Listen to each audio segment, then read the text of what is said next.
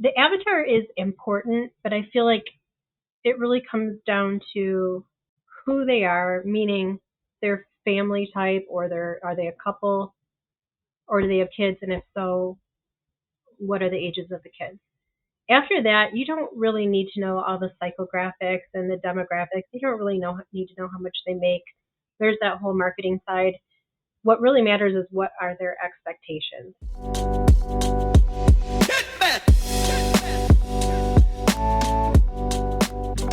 Hey folks, welcome back to Direct Booking Simplified, where we break down the tactics and strategies to win in direct bookings. Today we have Janice Pollard. She spent 20 years in marketing and advertising and is now a short-term rental designer. Today we're going to walk through how she designs spaces with her clients to drive more direct bookings. So let's bring her in. Hey Janice. Hi Gil, how are you? I'm good. I'm feeling really good now. I was terrible over the weekend. I feel like I've gotten sick 3 times in the last 2 weeks. Yeah, I don't know what it was. Actually, I do know what it is. It is kids. It's young kids. It's kids, yeah. Yeah. Oh gosh, that's awful when you have so much to do as an entrepreneur and you have to keep moving forward. Oh gosh. So you're on the up and up now? I am on the up and up. I may go on mute every so often to get out a good cough. But I feel 10 times better than I did like this past Sunday. Oh gosh, that's a long one too. Usually I'm sick for about 3 days, but it's less so. The sickness was like only like 2 days, but like it's that lingering cough that I just can't get rid of. Yeah. Oh yeah. Well, you're forgiven. If you have to cough, go cough. We'll be here. Yeah. Thank you. I appreciate that. So how you been? I'm doing great. I'm in Michigan, and spring has sprung, so people are coming out of the woodwork, and there's this feeling in the air that summer is around the corner. And I don't know if you are in touch with pro football, but the NFL draft is downtown Detroit, so that is very exciting. We watched it last night in Whole City. There's, I think, 275,000 people downtown in Campus Martius. So it was really awesome. So yeah, it's just we're hitting this like really awesome time of year that, when you live in a winter state where there is like legitimately storms, snow, ice, it makes it all the much more worth it when you see buds coming out and birds singing, and it's just really lovely. You're coming out of hiding now. Yeah. This is a period of time where many of our properties are coming out of our low seasonality side of things. So like I'm really looking forward to the summer months, but like, gosh, it's been the occupancy has been it's been a little bit slower this year. But yeah, I'm looking for things to pick up. So I look forward to that. Yeah. Well, you have remind me, the 2 in Gatlinburg and 1 in Branson? Yeah, that's right. Okay. Yeah. And so those are like super family friendly. Like no one's traveling right now. Like folks are enjoying their local town. They're trying to get their graduation, all those things. So I think Memorial Day is when like our occupancies are like it's really picking back up. Yeah. Do you get a spring break crowd? We do. We do actually. And it's kind of scattered. I find that spring break is like for our Branson market, we were booking up like back to back. So it wasn't like spring break, it was like spring month. And I ended up finding out, I was like, where are these guests coming from? So I look at the hometown, and their hometown is having spring break at different times of the year. So it's it's like spring break from like early March all the way up to early April. Yeah. Yep, for sure. And then you have Easter. Yeah, that's the way it is in Michigan. They can really stack on top of each other. So you almost you can guarantee March for, people leaving the state, not coming here generally in March. But yeah, so I think they do that mostly around the country, because I know kids in the South, they go back to school in August. So they're out in April, I feel like. Yeah. Yeah. We're in San Francisco, and our spring break's really late. I think it was like the second week of April. So April 8th was our spring break. Yeah, we just came out of it, which is, I feel like it was super late. Yeah, it is kind of late. Yeah. Well, everything's slower when we get to go traveling, so that's good. Yeah, that's true. Everybody's back already. Awesome. Well, it's great to have you on the show. Before we get too deep into it, do you want to give folks kind of an idea of who you are and what you do? Oh, sure. So, Janice Pollard, I'm founder of Marshmallow Hill, which is a short term rental design company, and it's all virtual for the most part. I'm in Michigan, so if I can get to a property easily, I will do it because I love it.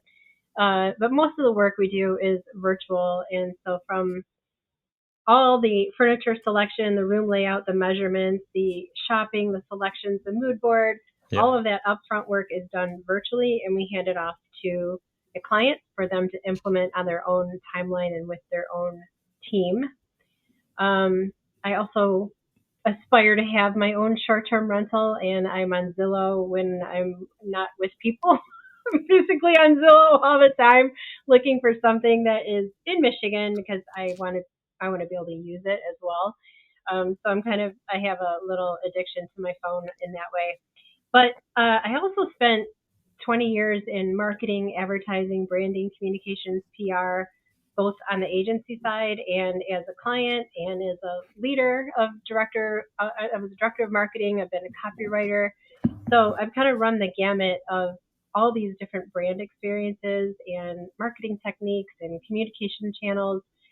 And I really want to fold that into my service level because short-term rental owners are small business owners and they come from all walks of life. And I learned this from being in franchising where people who open a franchise come from all walks of life. They could be in finance, they could have been in healthcare, they could have been in business, and then they go to open a franchise and it's this whole new world that they don't know anything about marketing. They don't know anything. Well, they might, but chances are, they're a composite of all these different people who are really starting from the ground up.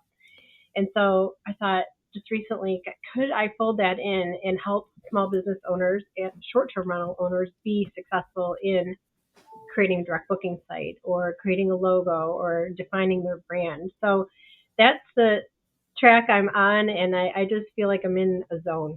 It's awesome. Nice. So you did a nice little pivot from a long stint in marketing and advertising and now into short-term rental design and really thinking about the whole experience there. Is that right? Yeah. Yeah. I mean, I've always done design in some way. Like I'm the person people ask the question to. I overhauled my parents' house without them asking. Like I've always just been doing it. But my career, my W-2 was marketing. If that makes sense. So yeah. I've worked with virtual designers as well, furnishing my place, as well as local designers. I like both. I think the experience for me was actually really good. I'm not much of a design focused person myself, like my home.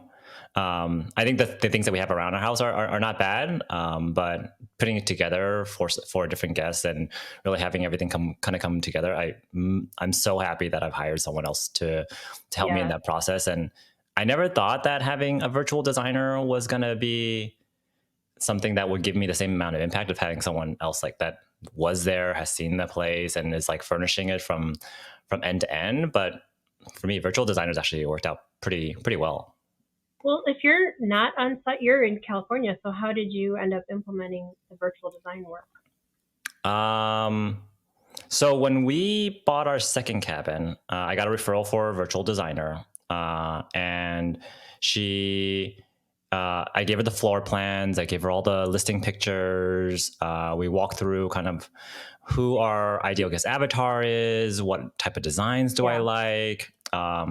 We ended up kind of going through the whole kind of process of like how we wanted the space to be at the very end. What's our vision of that? And then she ended up help me put together a mood board. And we talked about the different furniture that we might want and where do we want to spend our money. And it was a big negotiation between myself and the designer.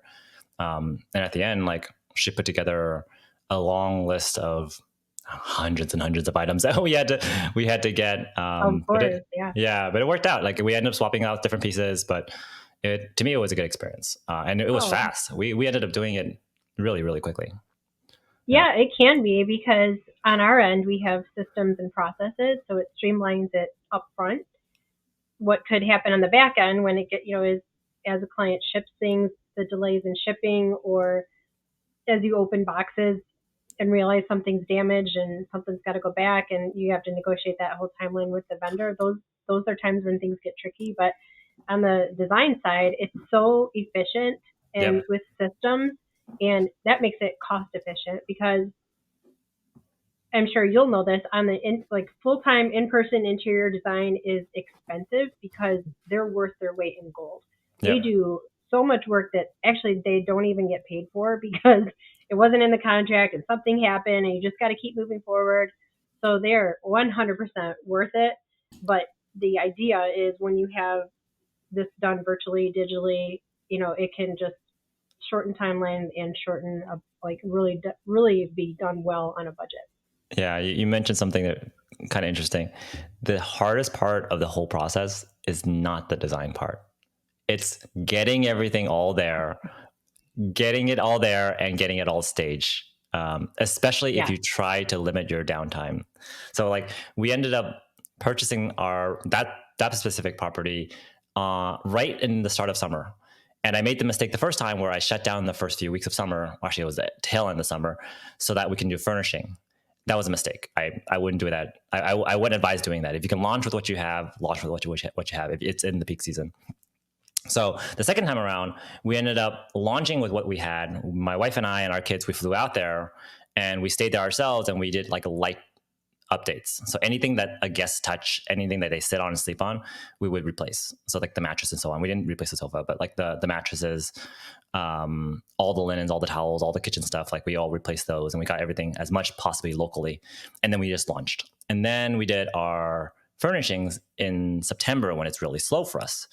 So we try to keep that block window only down to like 2 weeks. So we crammed everything in 2 weeks. We end up having to ship everything to a different place and then having everything hauled over.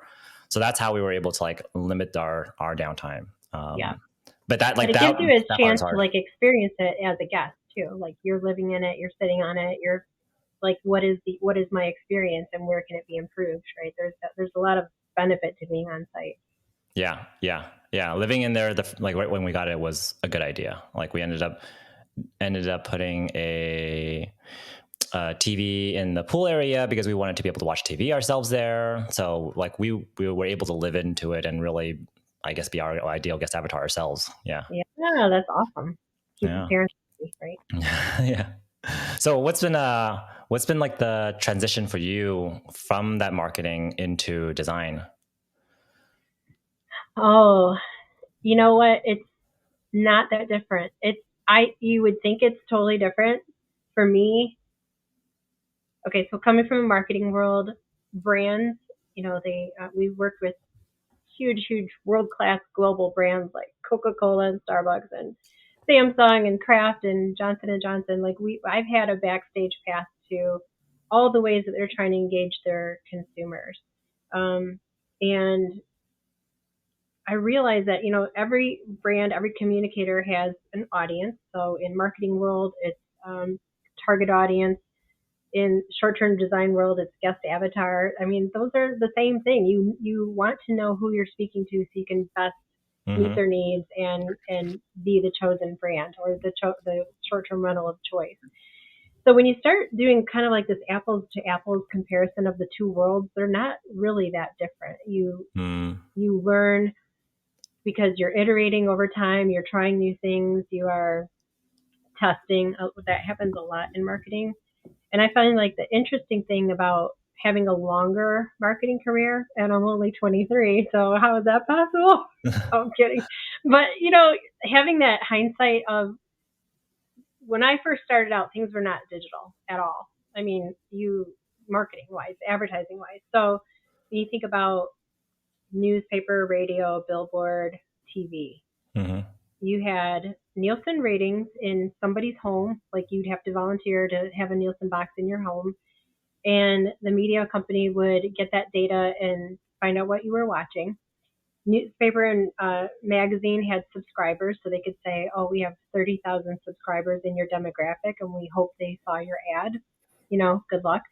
And then, radio, same thing. So it was pretty limited. And then when digital happened, we started to see how many people are pinning this, posting this, tweeting this, sharing this, commenting, engaging. now we have all the data in the entire world that we could leverage to make better decisions. And the same thing is happening with design, which I just put a video on YouTube yesterday. I never saw that coming. I would have never seen data entering the design, like interior design world. But it's super interesting when you partner with people who are really good at data. Even short-term rental owners typically leverage people who have, a spreadsheet to help them make the right decision. Like, is this going to be profitable? Am I focused on the right amenities? Who is my guest avatar? Am I doing all the right things from a data perspective before we ever go into design? So it truly is like, there's a saying in design world, like form follows function. So the form, like the design, the beauty, must follow the function. How is it going to work? Like you just said, TV in the pool area, like that's the function that you need. It doesn't really matter what it looks like unless you know what it is and how it needs to function. So the two worlds are pretty parallel, and I did not see that coming, but it's a pretty interesting transition. It's seamless for me so far. Yeah. So talk to me, like as you're walking through your clients and you're designing a space, how do you folks go through that process of defining that ideal guest avatar and figuring out what belongs in that space that really resonates with them versus something that maybe look past? Yeah. The avatar is important, but I feel like it really comes down to who they are, meaning their family type, or are they a couple, or do they have kids, and if so, what are the ages of the kids? After that, you don't really need to know all the psychographics and the demographics. You don't really need to know how much they make. There's that whole marketing side. What really matters is what are their expectations. So when I first started the business, I put out a survey, and I surveyed I got 370 responses across the U.S. about what guests really want in a short-term rental, and that report's on my website. And some of it is the basics. So it's leading a client through, or a short-term rental host or owner through, what are some of the basic expectations. You have to meet those needs, or people are just going to look elsewhere because there's a default, like Wi-Fi, TV in almost every bedroom, washer and dryer if it's a 1 week stay or more, and those kind of things. But I ranked them based on amenities. So you can see, I feel like in the data, having a pool on the property versus in the community ranks higher than having a hot tub, which kind of surprised me. So I really wanted to understand what a composite of guests want. For the client, the short-term rental owner, do they have a landscape on what they're trying to achieve? Like, do they just need to refresh one room? Like you and your wife went back and kind of assessed, like, how do we furnish this? And then, or are we starting out from scratch and I just bought the place and everything needs to be painted and everything needs a total overhaul? So it really can look different based on who's using it and then who's owning it and what their plans are. Got it. So it sounds like you will kind of, I think the first thing you do is like kind of look at the data. You look at the market, you understand kind of who's traveling there, what's the profile look like, and how does your property really resonate with that base? And do we need to niche down to, say, folks with younger kids or folks that are traveling with teens, and really try to tailor that space for that specific market? Is that right? Yep, and that's right. And I've also recently partnered with a data expert. He's going to come in and do a full assessment of a very specific property. So if they're my client, I will say, I have this, here's the address, give me the full report. And what his team will do is not only look at opportunities within the market, like what's happening in the market, what is your competitive landscape? Oh, your neighbor has a pool, this one has a hot tub, this one has great views, this one's a short walk to the beach, etc. Like, what is happening right around you that people are also booking? And then what are your opportunities for improvement? Do you have a crappy write-up? Are your photos dark? Are they in the wrong order? Are you leveraging this extra space for a game or an amenity that you could be missing out on serious revenue and ROI, right? So that's the data that I love to start with, because it really helps me be successful. It's not this arbitrary, like, normally with interior design, you kind of have to vibe with your interior designer. Like, are you on the same page? You kind of get me. Do you get where I'm going with?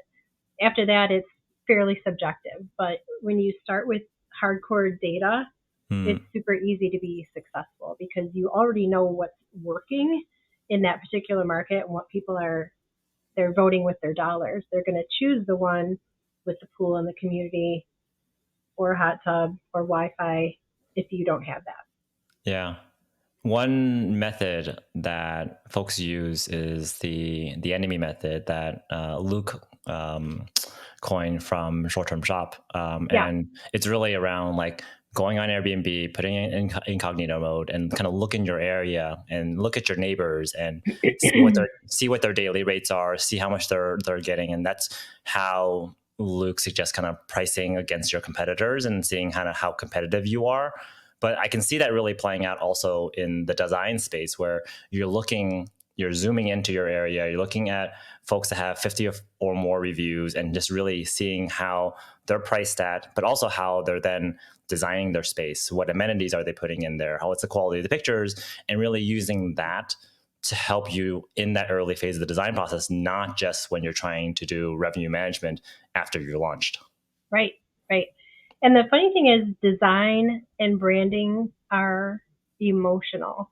And what I mean by that is they evoke an emotional reaction that you don't even know you're having.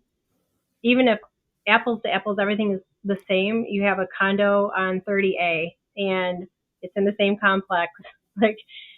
And something about, there's like whole color psychology. People react to certain colors. Colors have meaning in marketing. They have a whole different meaning, some good, some bad. And so they evoke an emotional reaction, which begets, decision making. So a lot of consumer behavior is actually made through emotion, which is, you don't even know what's happening. It's like, you could say, why'd you choose that one? Whatever it is. And they'll be like, I don't know. I don't know why I chose it. They're not going to say because it gave me an emotional, visceral reaction. It's probably going to be some innate thing that they can't identify. Yeah. I would love to have you kind of walk through some of our website templates at Craft Estates and kind of get your reaction on color psychology and our call to action button. Yeah, that'd be fun. I would love to do that. I actually want to know more about how. If this is okay to have just a two-way conversation, like what was your journey to creating Crafted? It's craftedstays.co, right? Yeah. Okay. Yeah, that's right. So where did you come from, and how did you end up doing that? Yeah. So I come from like 15 years of tech.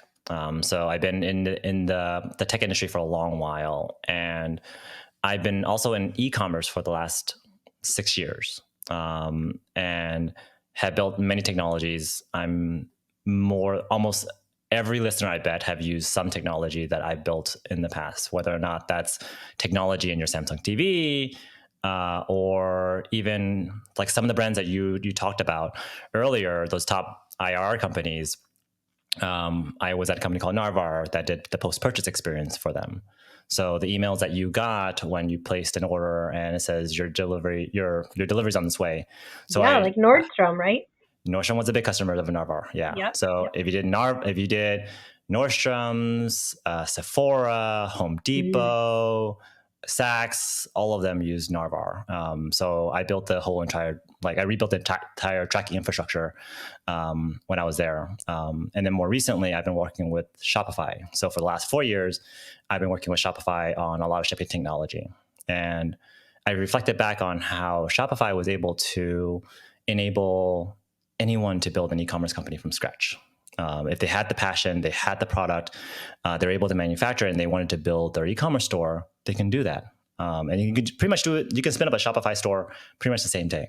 And I reflected back on our industry, and I was like, you have all these hosts that are leveraging the platform, Airbnb, VRBO, but if they ever wanted to go direct, it was really difficult and really clunky. You can have the PMS's cookie cutter website build, but they didn't look very good. They didn't perform very well. So I was like, there's got to be a better way. You didn't have to hire an agency for tens of thousands of dollars or thousands of dollars to build a good looking site.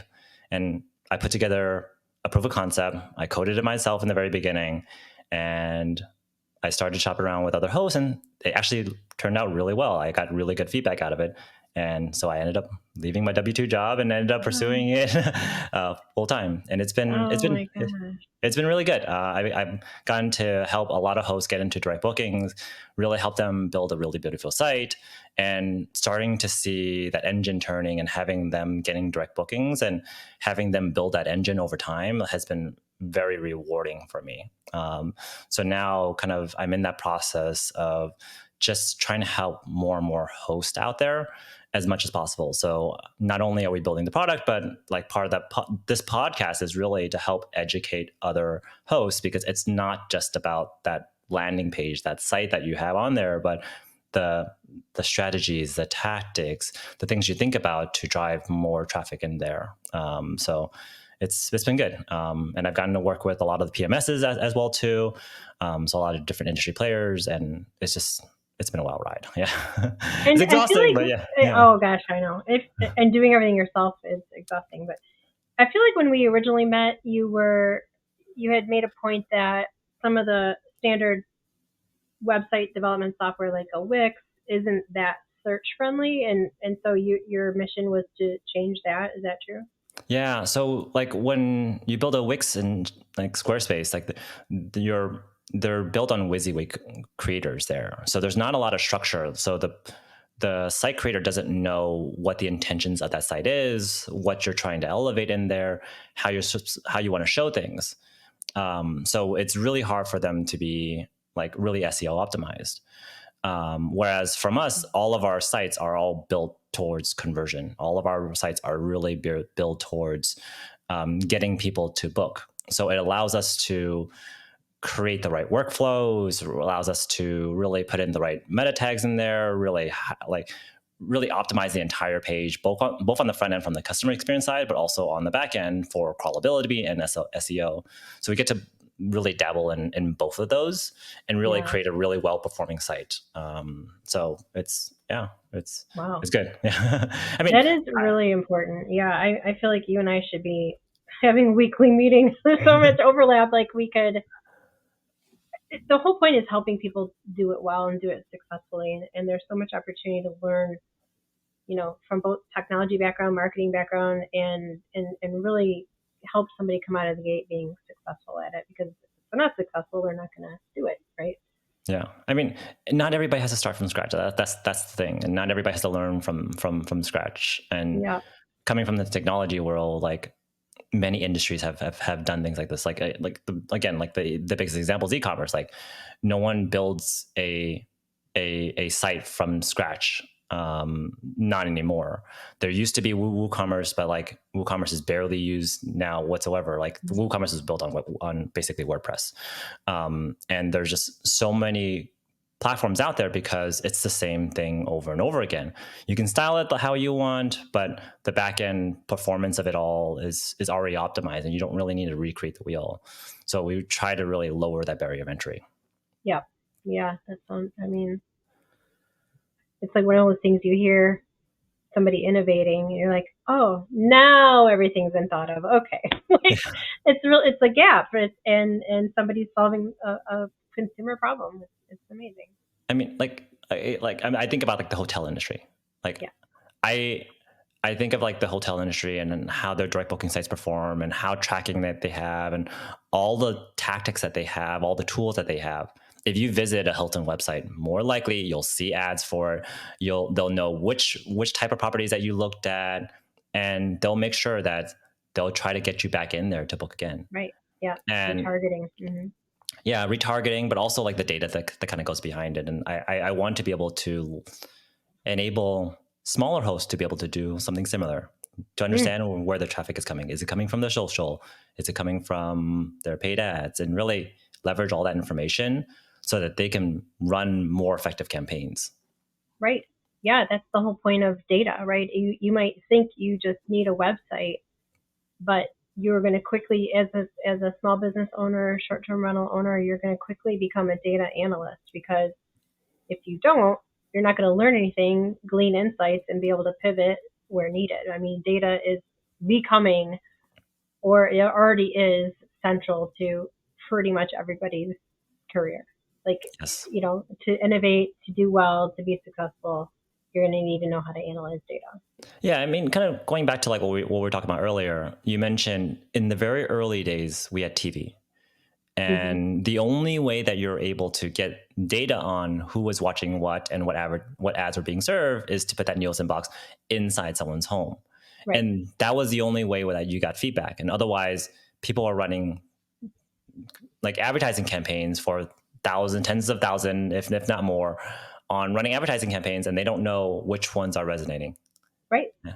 And and back, not only that is like when they get the feedback on the sales go up, there's so many different variables that come into play. Right. So like you don't know if that advertising campaign actually resulted in a conversion at the very end of the day. And like fast forward to today's day, you do. You have what we call attribution. Yep. You can attribute that person that saw that ad and that ended up seeing all these other subsequent steps that end up purchasing with you.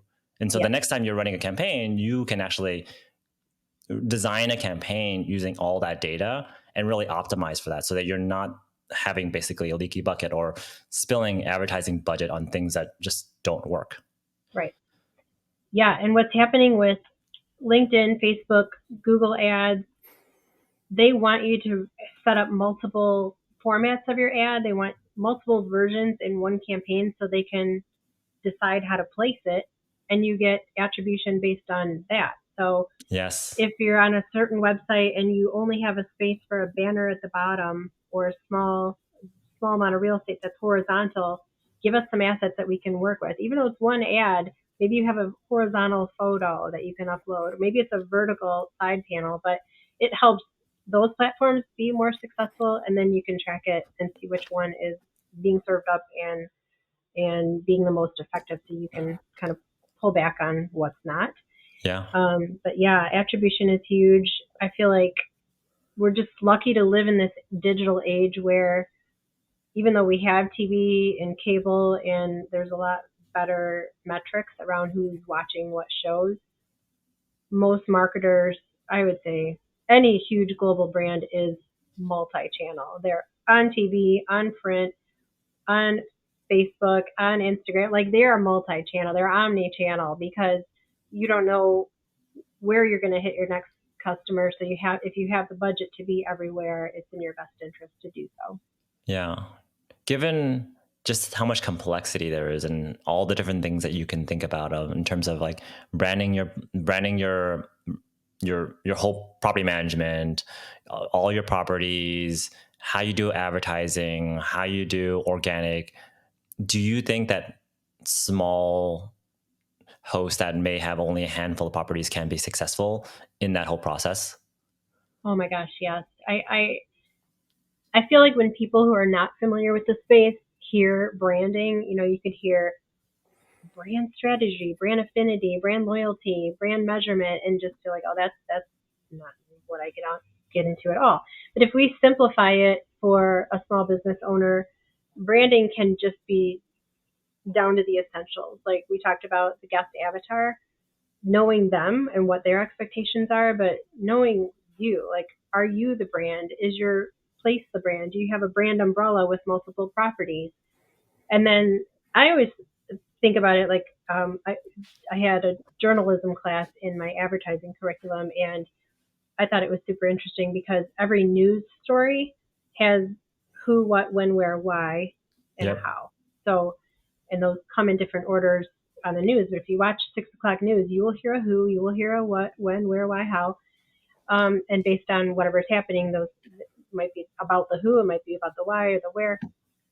But you can take that formula and put it into practice as a brand and say, okay, I already know who my avatar is. I know who we are, but where are we? Are we somewhere that when does somebody visit? Are we only at a peak season or are we year long? Why does somebody want to visit? That's the most important one, is that whole theory around Simon Sinek of starting with why. I don't know if the audience knows, but like it's the older video. I feel like it's from 2009 or 10, but he has this TED talk on start with why. And it really flipped the script from a marketing perspective on don't say what you do. I mean, a million other companies do what you do. Why do you do what you do? Why are you in this business? Yes, it's to make money. Yes, you can create a huge portfolio with generational wealth, but why this? Why does this have your heart? And people buy the why. And it's such a huge myth when people skip that part because they're just thinking, oh, how can I make it look pretty? How can I, make sure I have amenities? But if messaging is part of that, your whole tone and how you go to market, that why should be the cornerstone of everything you do. Yeah. It touches everything. It touches even the guest communications that you send out and how you send out the words that you use and kind of how you treat them. They can get the kind of that why out there. Yeah, for sure. Yep. So I think, in the corporate world, they think what's our mission, vision, values? Totally legit. Like, what do you value as a company? What is the vision, your aspirational goal that you want to be in 3, 5, 10 years? And then what are the mini missions that are going to help you reach that vision? But for a small business owner, I just feel like the landscape is so much easier to break down when you think about those 5 W's because you can get your hands on that and you don't have to feel like you're in this corporate world with a mission statement, but you can just simplify it and simplify the process. And it's a really fun thing to do with your business partners, your family, and say, well, let's gather around the table. Like, why are we doing this? And who do you think we are? How are we going to go to market? It has so much to do with naming your property and the extension of your brand from a color scheme and logo and all that. Yeah. You mentioned the why people travel in the first place. I think that one's a really important one. And if you really understand kind of why your guests are traveling there, it really helps you with your messaging, and it helps you on furnishing the place. It helps you kind of all over the place, because if you know that it's like for us in Branson, Missouri, we're right off Silver Dollar City. And we have a lot of families that travel there with kids within kind of like the age range of like 5 to 12. And so when we built our place, or when we furnished our place, like we knew that family was traveling there to escape their day to day, and they're trying to just get away from it all, and they want to forget it, and they just want to have fun and enjoy family time. And so as we're designing the place, we try to make it so that we cater towards that family, and we understand like they're traveling to get out of the space. They're trying to relieve stress. They're trying to spend time with each other. So we want to make sure that like they know that they don't have to worry about things. They don't have to worry about bringing a pack and play if they have a younger one. They don't have to worry about bringing things to kind of keep the kids busy, because we've actually put a lot of amenities in our place specifically for them. And we try to be pretty vocal about it in our listing, in our pictures, and also in our guest messaging leading up to the stay, so that they know that like, okay, we got their back. We understand why they're traveling there, and that they don't have to worry about these types of things. Right. And the value of a direct booking site is it gives you a front row seat to getting your own data. I think Airbnb and Vrbo are going to be so limited because they're controlling the post and or the pre and post guest experience. But let's say you've got the direct booking and somebody has just completed their stay. I mean, that might be put off a little bit by some of those demographic questions. Like, you don't really need to know how much they make and all that stuff. But if like, how far did you travel to get here? Are you, if your place is near a national park, chances are people, especially in the summer, traveled pretty far. Are they weary?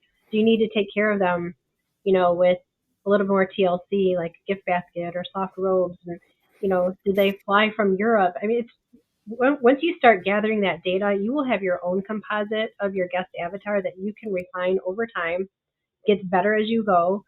There's so much value in direct bookings because you own your policies, you own the guest experience, and now you can own the data and start to analyze that. Yeah. Yeah, that's both data before and after as well too. You can see where your site traffic is coming from and which site traffic is actually converting in there. Right. Yeah, you So can figure out. Are your properties both on Airbnb or on the OTAs and direct booking, or how are you managing that? Yeah, they're both on the OTAs on both Airbnb and VRBO. We don't do Booking.com. We just find that there's just too many headaches with that right now. Okay. So we're mainly on the two main channels there, and then we also do direct bookings, and we're slowly kind of migrating more and more of our traffic towards the direct booking side. With a lot, it's mainly email marketing is probably the most effective that we've seen so far. So that's when we're pouring out energy right now. And you're getting their emails through what channel? Oh, so we get their emails through StayFi. So all of our properties have the StayFi router there. So we don't just get the email of the person that booked with us. We get the whole entire profile there. So anyone that has, brilliant. Yeah, anyone that's basically staying there, we get their emails. So it allows us to do a much broader retargeting. And what we do is we take all the emails and we run it back to Meta, and then we do a lookalike profile. So it allows us to then create advertising based on folks that look like the folks that have visited us in the past. Yeah. So that's been really effective. Yeah, that's key. Yeah. It's like if anybody has data, it's Facebook, right? They're helping you be successful. Facebook has a lot of data, and like I'm just kind of scratching the surface on like how to leverage that. And like one other thing that I'm also doing is doing retargeting, because I find that it's not just the first time that they visit your webpage. It often takes many different impressions for them to really book with you.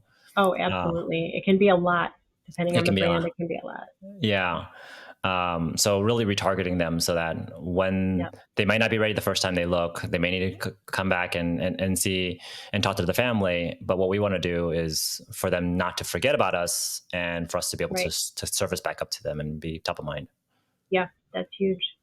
I actually have a course, as I fold this into my business, where I'm helping short-term rental owners who are on Airbnb and VRBO transition to direct booking. So there's a couple this one's a mini course, and it's just a couple of tricks that get people over to a direct booking site. But I'm also on these Facebook groups of short-term rental hosts, and I see what they're struggling with. And a lot of them are, I could see an influx over the next, 2 to 3 years where people are just saying, I've had it. Like Airbnb totally favors the guest. I'm a legitimate host. I'm doing everything right, and I'm still like getting burned on this issue or that issue. And I want to help people bridge the gap from somebody else owning the experience to putting it back in their control, which I feel like a lot of people will, once they get comfortable with how to do it, or if they're working with you and like, oh, okay, I don't have to figure this whole thing out. I feel like a lot of people will start doing this. Yeah. I've already started to see over maybe like the last year or so, more and more hosts are going direct. There's direct booking links like all over the place now. And I can see that being a pretty big, like not just a trend, but like we'll start to see more and more hosts as doing that as a standard practice.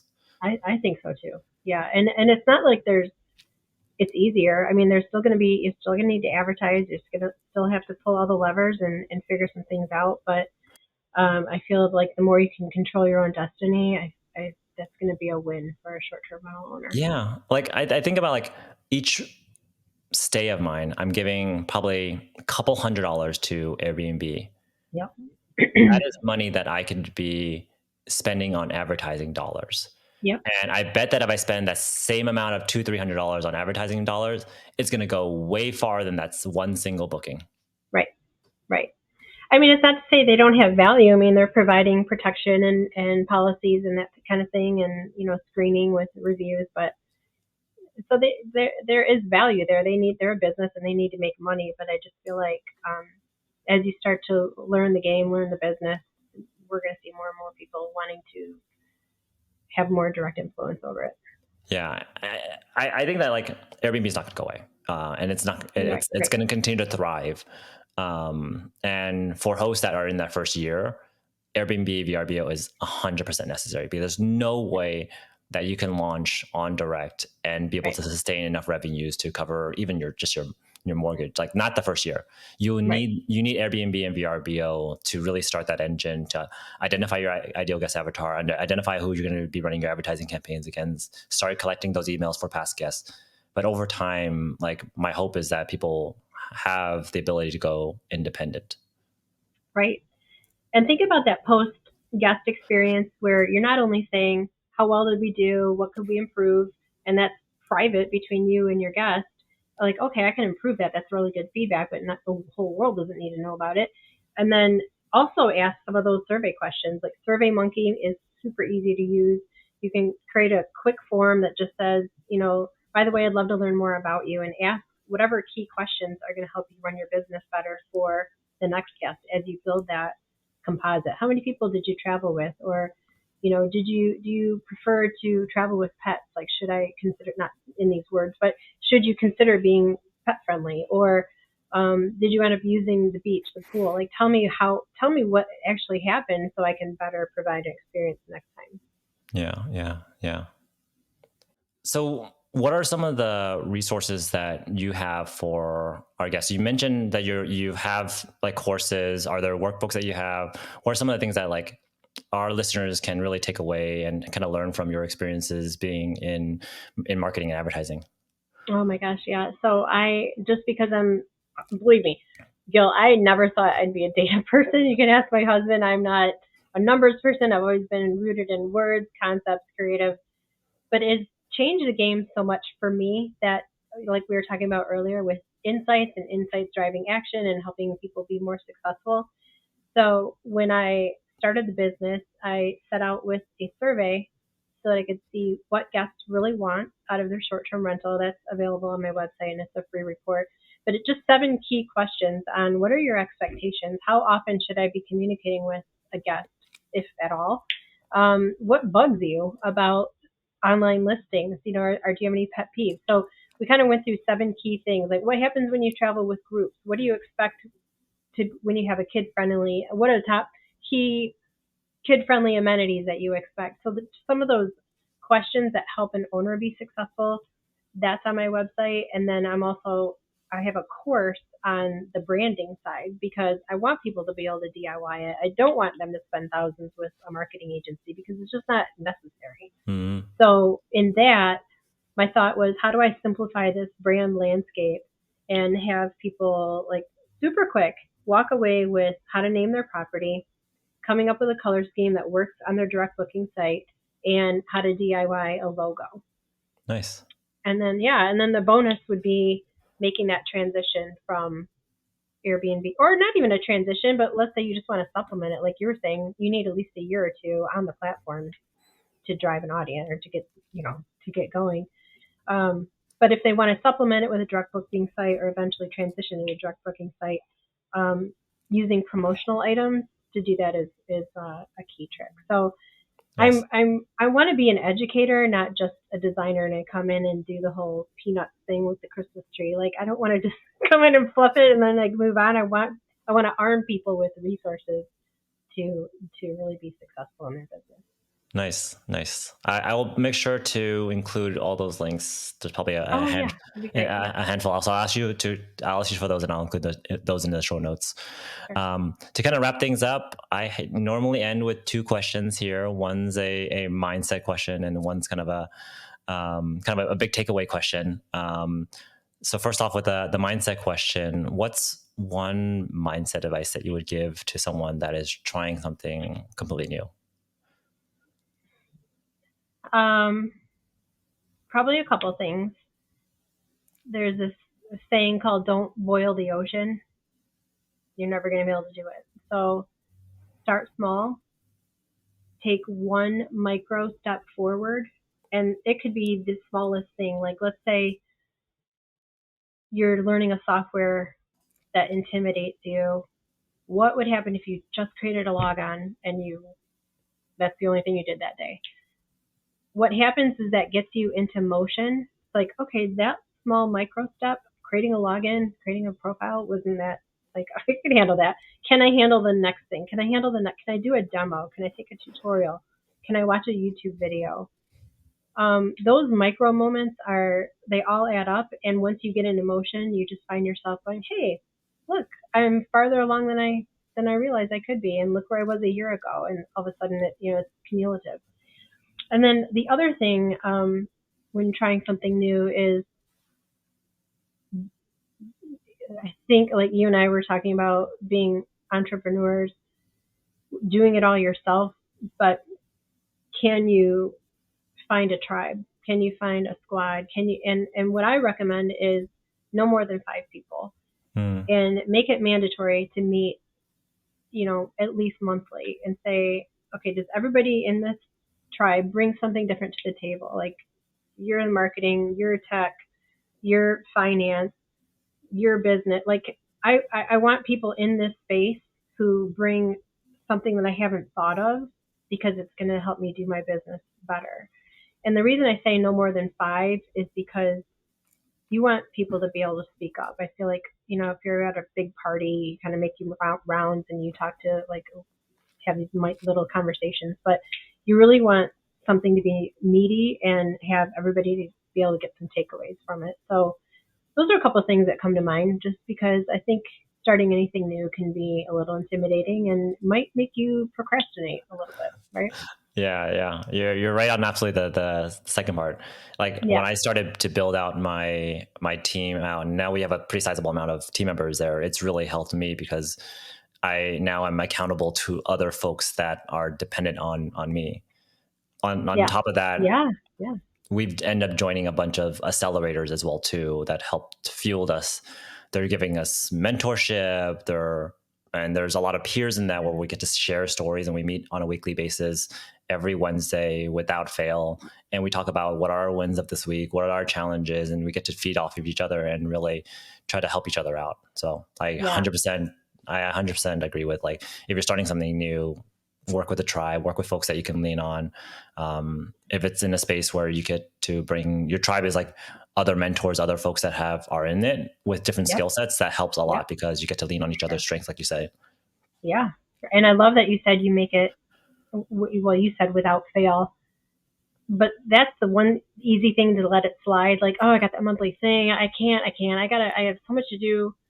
But first of all, it's your chance to just take a breath and, like, catch up and say, okay, well, I'm overwhelmed, but I'm going to go talk to other people who know what it's like to be overwhelmed and get some community from it. Right. Yep. Absolutely. All right. Last question. What's the one big takeaway from this whole entire conversation that you want folks to not forget and really solidify in their minds? There's a lot. I feel like we covered a lot of ground, but data doesn't have to be scary. Data can be your best friend. I did not see that coming, but here we are. And for myself, so you leverage data, and if you're not great at analyzing data, find somebody who is, who that can, like we're just talking about your tribe, who can break it down for you. But it really helps you avoid mistakes. It helps you really learn quickly to pivot, and where to pivot, and where to put your dollars, and where to put your time and your investment.